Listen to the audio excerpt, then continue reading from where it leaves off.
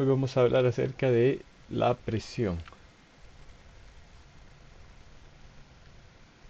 La presión es una fuerza normal ejercida en un fluido por unidad de área, ¿verdad? Como lo habíamos definido en un video anterior. Una fuerza normal ejercida por un fluido por unidad de área. Por ello es que las unidades de presión son de Newton, que es una unidad de fuerza, por metro cuadrado en el sistema internacional, o libra por pulgada cuadrada en el sistema inglés o sistema británico gravitacional. Un pascal es una unidad especial utilizada en el sistema internacional para definir presión. Un pascal es igual a un newton sobre metro cuadrado. Un bar también es una medida especial. Este es igual a 10 a la 5 pascales, o 0.1 megapascales, o 100 kilopascales. Recordemos que el pascal es una unidad muy pequeña, por lo cual usualmente se refiere a él como kilopascales. Una atmósfera es una unidad de presión que nos permite definir lo que es la presión a nivel del mar, que es de una atmósfera, o 101.3 kilopascales, 1.01 bar. Un kilogramo fuerza sobre centímetro cuadrado es igual a 9.8 newton sobre centímetro cuadrado. ¿Por qué? Bueno, un kilogramo es una unidad de masa, pero si quisiéramos definir un kilogramo de masa como kilogramo fuerza, pues debemos multiplicarlo por la aceleración de la gravedad. Por ello es que la presión da 9.807 por 10 a la 4 newton sobre metro cuadrado, o 9.807 por 10 a la 4 pascales, que es igual a 0.9807 bar o 0.9679 atmósferas. En los ejercicios tal vez lo más común es que veamos las unidades como pascales, como bar o como PSI. PSI, que no aparece aquí en el gráfico, saben que es libra por pulgada cuadrada. PSI es libra por su palabra en inglés pound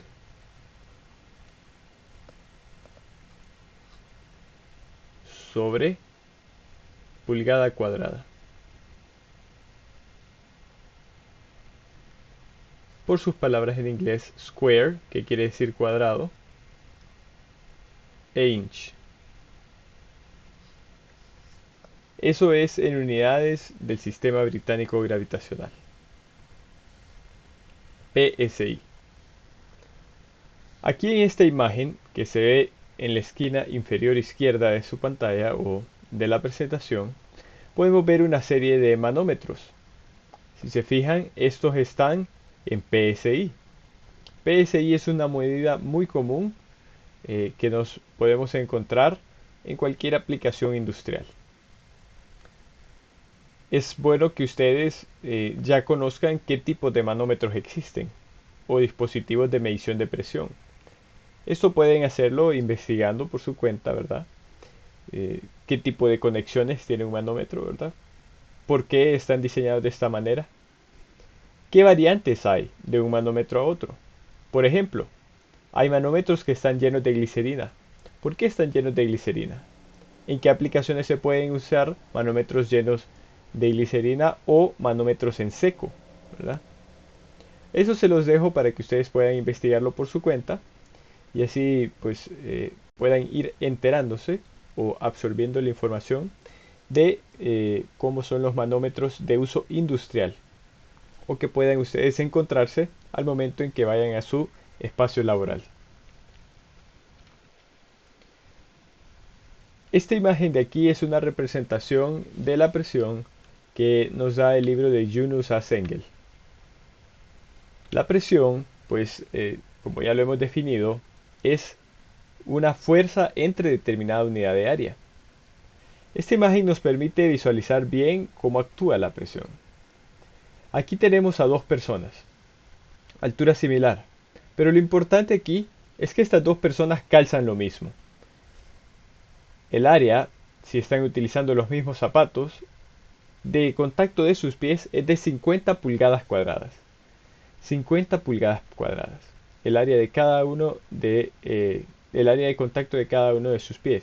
Sin embargo, como pueden ver aquí, este individuo está un poco más delgado, pesa 150 libras. Y este caballero de acá pesa 300 libras, el doble. Es por ello que la presión en la suela del zapato del individuo delgado, ¿verdad?, es la mitad de la presión en la suela del zapato del individuo que está pues más pesado. El esfuerzo normal o presión sobre los pies de una persona obesa es mucho mayor que sobre los de una persona delgada. Así lo menciona Sengel, ¿verdad? Y podemos ver, ¿verdad?, ese esfuerzo normal representado en peso sobre área de los pies. Y eso nos permite visualizar bien lo que significa la presión, ¿verdad? Sabemos, por ejemplo, que el individuo más delgado, pues le va a ser más fácil estar de pie más tiempo, no va a sentir tanta presión en sus pies. Sin embargo, en las suelas de sus zapatos o en la planta de sus pies, el individuo que pesa 300 libras va a sentir un peso mucho mayor y le va a ser más incómodo estar parado más tiempo. ¿Por qué? Porque la presión que deben soportar sus pies es mucho mayor a la de una persona que pesa la mitad de lo que él pesa. Entonces, esta es una buena ilustración de lo que es en sí la presión. Tenemos también que definir lo que es la presión absoluta, la presión manométrica y la presión de vacío. La presión absoluta es una presión real en una posición dada, medida en relación al vacío. Y la presión al vacío es el cero absoluto. La presión manométrica es la diferencia de presión entre la presión absoluta y la presión atmosférica local. Diferencia de presión entre la presión absoluta y la presión atmosférica local. Y la presión de vacío son todas aquellas presiones por debajo de la atmosférica. Entonces, eso nos permite dar con esta ecuación de acá. Presión absoluta igual a presión manométrica más presión atmosférica. ¿Bien? Y como ya lo hemos ejemplificado en videos anteriores, lo volvemos a ejemplificar aquí, la presión manométrica se mide a partir de la presión atmosférica. A partir de la presión atmosférica. Y la presión absoluta es la presión atmosférica más la presión manométrica. Si la presión manométrica es menor que la presión atmosférica, esta es una presión de vacío. Si la presión manométrica es menor que la presión atmosférica, es una presión de vacío, ¿verdad? O sea que la presión absoluta va a ser la presión atmosférica menos la presión de vacío. Y todo esto medido, ¿verdad?, desde el vacío absoluto. Desde el vacío absoluto. La presión absoluta se mide desde el vacío absoluto, la presión manométrica desde la presión atmosférica. Por ello es que la presión manométrica, representa o se puede ver representada en los manómetros que se utilizan en conexiones hidráulicas. Por ejemplo, si usted tiene una bomba en su casa, el manómetro, cuando la bomba no está activada y no hay presión de agua en el circuito, va a decir cero, ¿verdad? Sin embargo, no significa eso que la presión sea cero en sí, porque hay cierta presión atmosférica. Pero el manómetro está midiendo desde la presión atmosférica más allá, o sea, a partir de la presión atmosférica. Y eso le permite medir el fluido en el que está contenido. Eso es pues las diferencias entre presión absoluta, manométrica y de vacío. La presión es una fuerza de compresión por unidad de área. No es una cantidad vectorial. No tiene una dirección determinada. Más bien es una cantidad escalar. Y en cualquier punto de un fluido es la misma en todas las direcciones. Por ejemplo, en esta partícula de fluido, vemos que la presión en sí está actuando normal a la misma partícula en todas las direcciones. Y esto puede darse en cualquier segmento de fluido que nosotros analicemos. La presión va a ser la misma en todas las direcciones, incluso si no tiene una forma uniforme como esta partícula redonda o esférica que vemos acá. Por ejemplo, esta porción de fluido que tenemos acá es con una forma triangular, de un triángulo rectángulo. Así que vamos a ver cómo es que se deriva de forma matemática el hecho de que las presiones en cualquier área normal del fluido van a ser las mismas. Partimos de la segunda ley de Newton, haciendo sumatoria de fuerzas en X y en Z.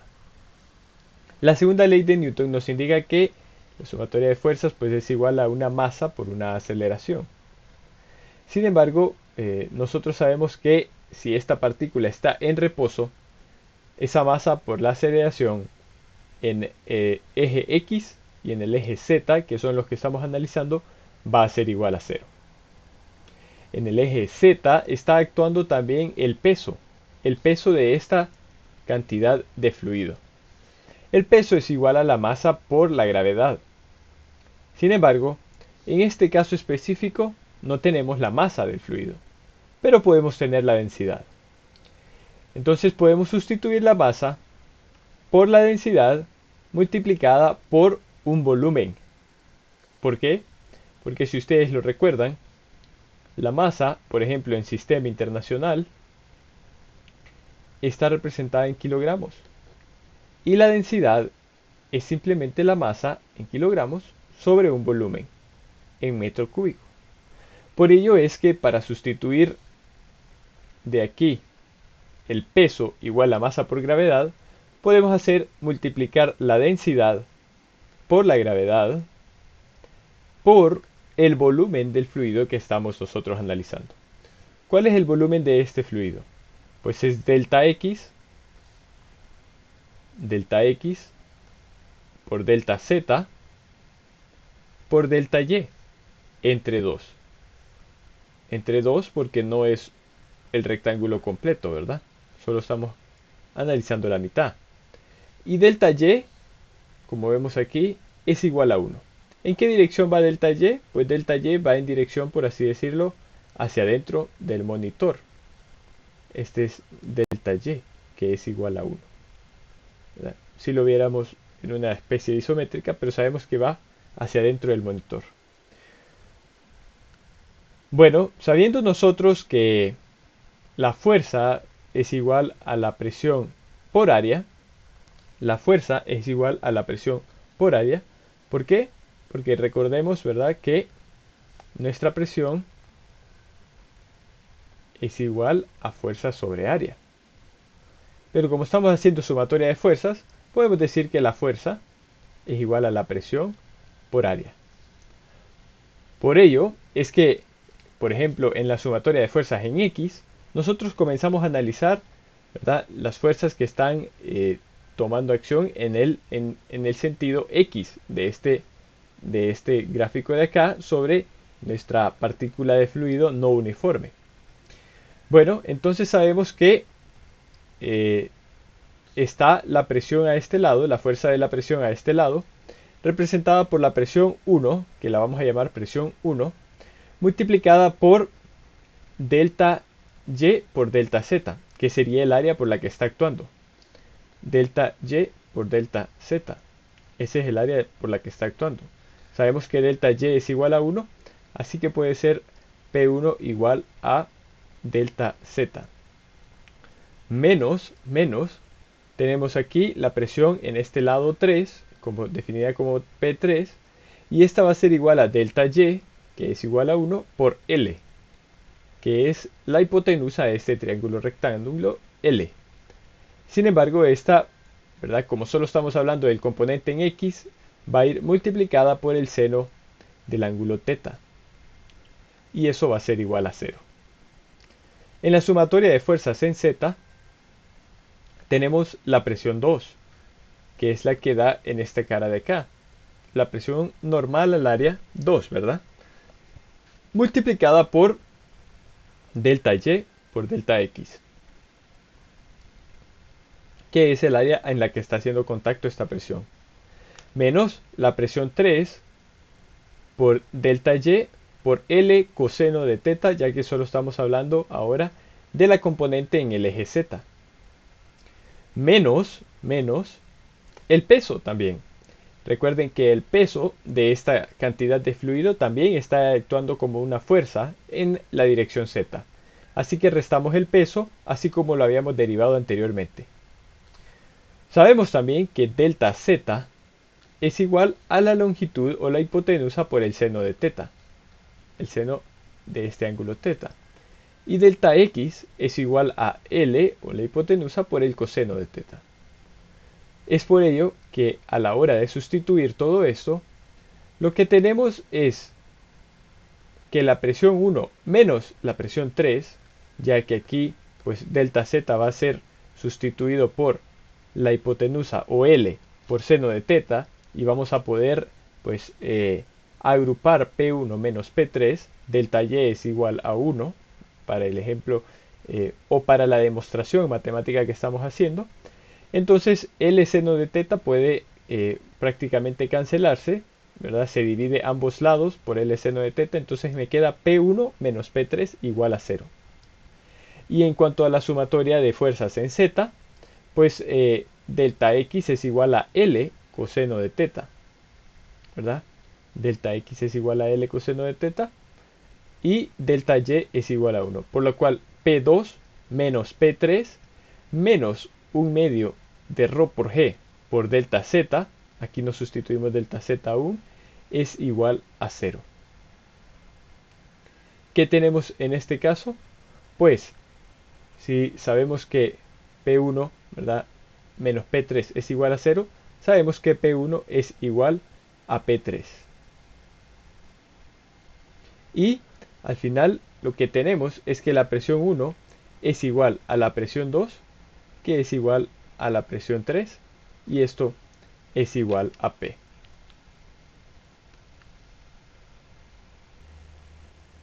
¿Por qué nos dio esto al final?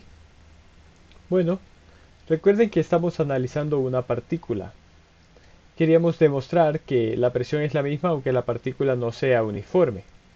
Pero al ser una partícula, podríamos decir que este último término de la sumatoria de fuerzas en Z, cuando teta z tiende a 0, cuando tiende a 0, porque la partícula es infinitésima, realmente es, perdón, es algo muy pequeño, ¿verdad? Entonces teta z va a tender a 0, entonces podremos cancelar todo este término de acá, todo este se volvería 0, y veremos que P2 es igual a P3. Entonces al final lo que tenemos es que a una partícula, aunque no sea uniforme, las fuerzas normales que están actuando sobre ella siempre son iguales. Entonces esto es lo que nos queda como conclusión, es eso, que la presión en un punto de un fluido tiene la misma magnitud en todas sus direcciones. Y esto puede aplicarse en un fluido en movimiento o uno en reposo. ¿Por qué? Por lo mismo que hemos hablado, que la presión, ¿verdad?, es una dimensión escalar y no vectorial. Aquí en esta diapositiva tenemos finalmente, ¿verdad?, esta expresión, que la presión en realidad no tiene variaciones en planos horizontales. Y veremos más de ello en un video más adelante.